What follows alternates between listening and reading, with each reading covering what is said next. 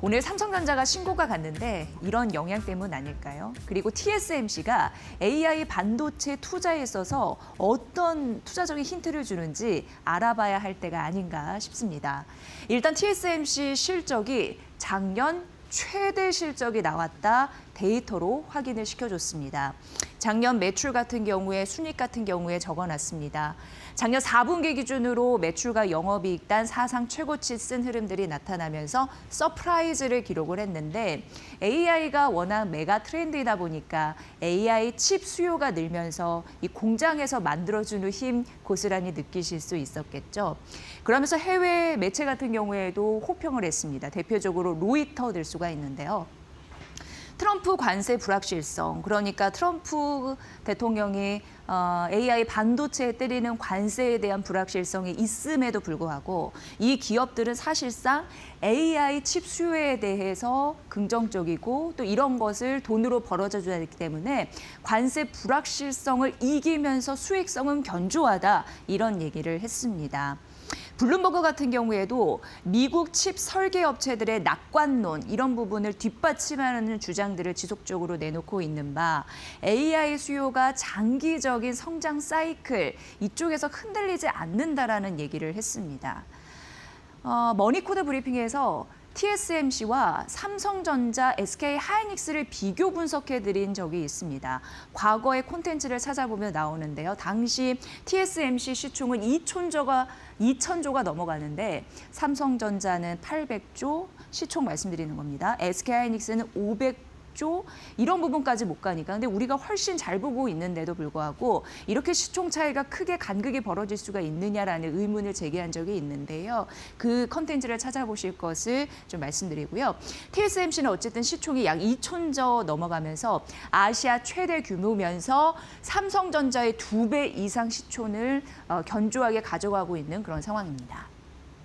그런데 이제 중요하게 봐야 할 건 AI 반도체 투자에 있어서요. 바로 설비 투자의 규모 되겠습니다. 이걸 얘기를 했는데 올해 설비 투자가 520억에서부터 560억 달러입니다. 이게 1년 사이부터 전과 좀 비교를 해보면 27%에서 37%로 증가하는 수치다. 이런 부분 좀 주목을 하셔야 되는데 이게 어떻게 보면은 설비 투자 규모에서는 TSMC가 창립한 이후에 사상 최대 규모라서 이 부분을 좀 주목하셔야겠습니다. 그래서 이렇게 밝혔죠. 이 안에서 돈 투자를 어떻게 할 것이냐면 60에서 80% 거의 절대적인 부분을 첨단 공정에 쓰겠다라고 했고 10%는 특수 공정 그리고 10에서 20%는 첨단 패키징, 테스트 뭐 이런 부분에 쓰겠다라고 언급을 했습니다. 그러면서 TSMC 실적 잘 나왔고 설비 투자 이런 부분으로 AI 버블론을 잠재울까라는 가능성 이런 부분을 좀 키우면서 뭐 ASML이라든지 램 리서치 관련주가 좀 동방급등하는 현상이 나왔다. 이렇게 좀 연결고리를 찾을 수 있을 것 같고요. 다음 페이지에서 조금 더 중요한 메시지를 전해드리려고 합니다. 대만의 거밍치 애널리스트라고 굉장히 IT 쪽에서는 특화된 그런 애널리스트인데 분석 보고서를 내놨습니다. 앞서서 AI 버블론은 잠재웠는데라고 하면서 땡땡땡 했잖아요. 요걸 인식해서 그렇게 제목을 적었고요. 한번 좀 들어보시죠.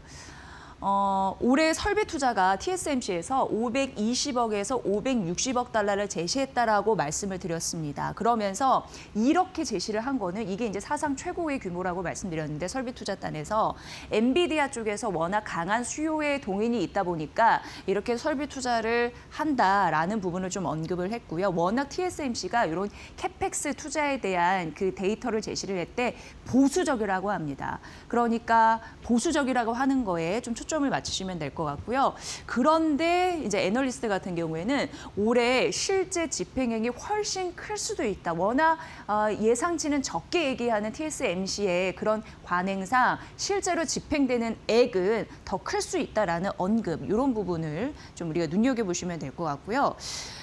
굉장히 이제 독특한 두 가지를 분류를 해봐야 되는데 뭐냐면 보통 고객사 같은 경우에 그러니까 TSMC 고객사 되겠습니다.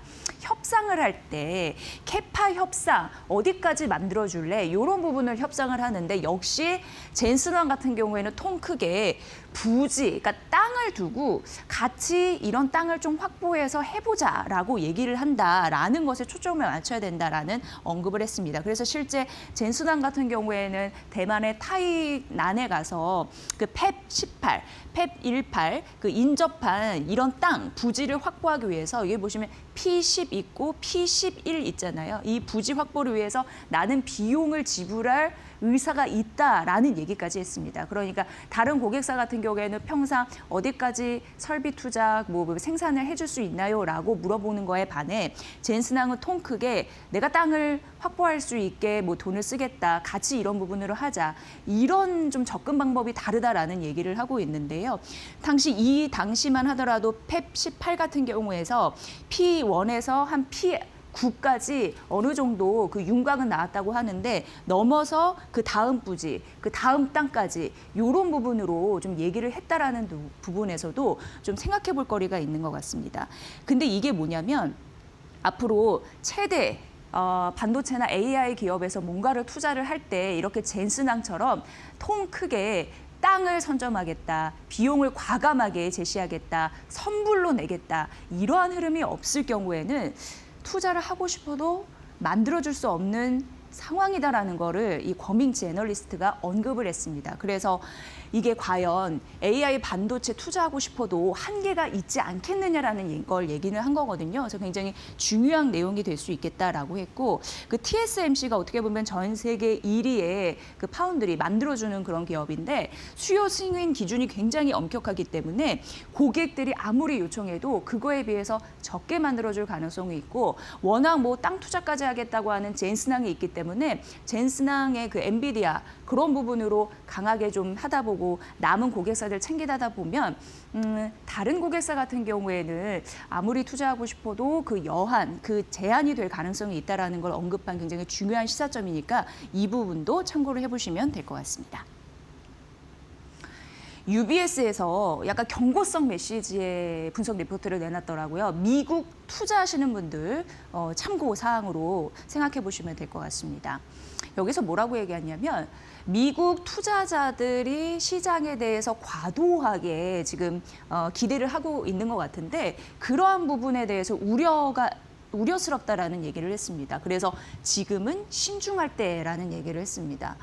안이함에 빠지지 말아야 할 4가지 이유에 대해서 적어놨고요. 결론만 좀 말씀드리겠습니다. 첫 번째 이유는 월가가 너무 이제 과열이 됐다라는 부분이고요. 실물 경제 같은 경우에는 좀 신중하게 바라보고 있는 것 같은데 이 둘의 온도차가 너무 크다라는 게 첫 번째 이유였습니다. 두 번째는 미국 주식시장에 대한 밸류에이션 고평가입니다. 그러니까 주가가 너무 높다라는 부분인데요. 지수나. 그리고 추가 매수에 대한 주체도 불분명하다라는 게 두 번째 근거였습니다. 세 번째는 불확실한 AI 레버리진 베팅 이런 부분으로 변모하고 있다라고 하는 건데 어떻게든 살아나고자 하는 기업의 생존 전략이긴 하나 그러나 너무나 불확실한 부분에 무조건 투자하려고 하는 부분 이런 부분을 경계해야 된다. 그래서 AI 반도체 투자에 있어서는 반드시 옥석가리가 필요한 시점이다라고 많이 언급을 해드린 바가 있습니다. 제 의견이 아니라 다른 여타의 분석 매체에 대한 데이터를 말씀드렸던 거고요. 그동안. 바로 앞서서 한 얘기가 바로 이 4번째에 있는 요인이 아닐까 싶은데 AI 자금, 이런 부분 투자하기 위해서 자금을 많이 갖다 대잖아요. 그런 빚 부담이 너무나 커지고 있다는 부분입니다. 젠슨왕처럼 통 크게 하지 않으면 그 안에 낄 수 없고 그럼 생태계에서 도태될 가능성이 있는데 그럼 기업 불안감이 커지게 되겠죠.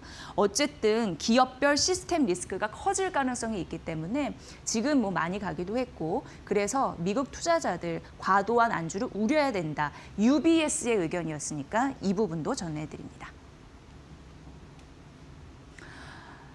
반대적으로 골드만삭스는 코스피는 또 좋게 봤습니다. 우리 입장에서는 좋은 겁니다. 코스피 5천 갈 수 있다라는 얘기를 했고요. 주요 성장 동력을 4가지로 봤고 투자 전략을 역시 4가지로 언급을 했는데 어쨌든 코스피는 강력하게 상승할 수 있다라는 걸 예고해서 알려드립니다. 주요 성장 동력 4가지. 첫 번째는 우호적인 거시 환경입니다.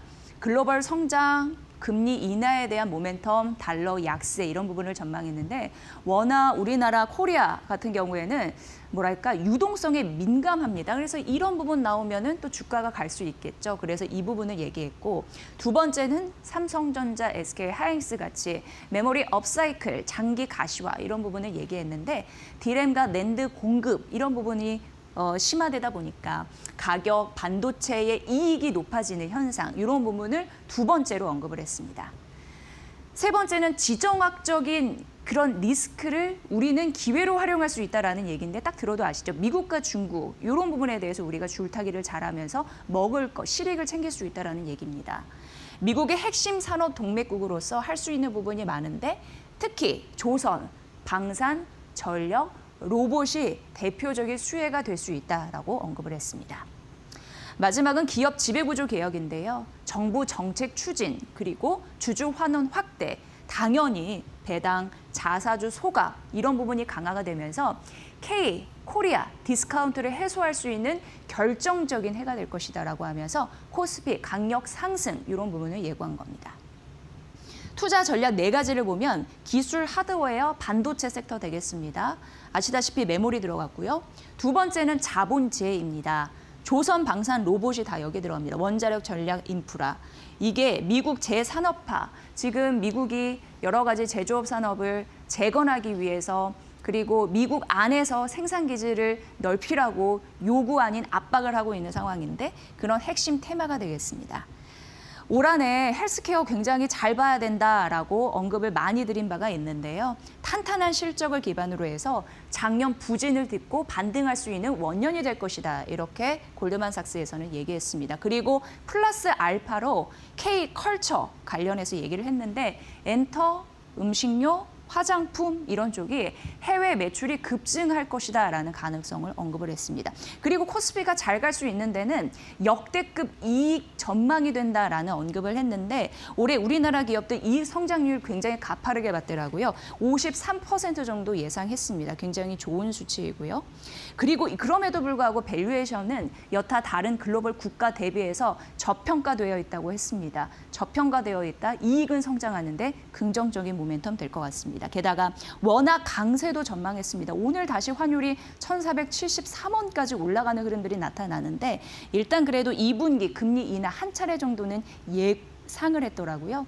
어쨌든 환율은 전반적으로 워낙 강세, 턴할 것이다라고 봤습니다.